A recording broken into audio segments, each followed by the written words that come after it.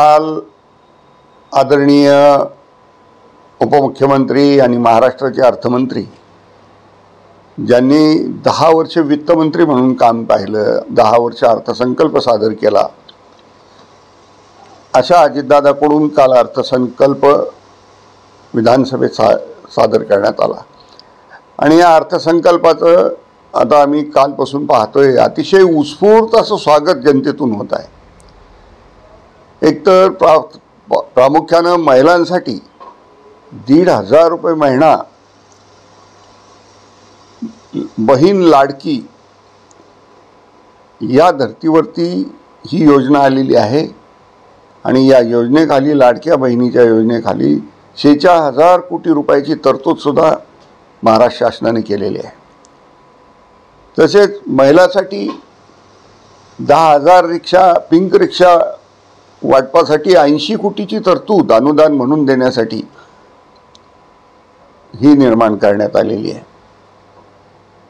दुसरं, शेतकऱ्यांसाठी अतिशय जिव्हाळ्याचा प्रश्न, ग्रामीण भागामध्ये सातत्यानं रात्री वीज येते आणि मग रात्री आम्हाला शेतात जावं लागतं, त्यासाठी 8 तास सातत्यानं अखंडित अशी वीज दिल्या जाणार आहे। आणि त्याचबरोबर वीज बिल माफीचा निर्णय 7.5 HP मोटारपर्यंत वीज बिल माफीचा निर्णय या सरकारने क्रांतिकारी निर्णय घेतलेला आहे।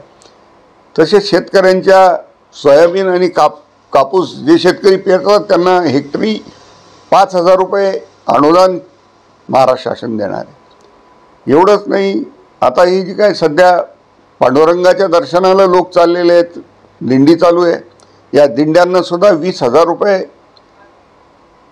प्रत्येक दिंडी मागं महाराष्ट्र शासन देण्याची पहिल्यांदाची योजना सुरू झालेली आहे।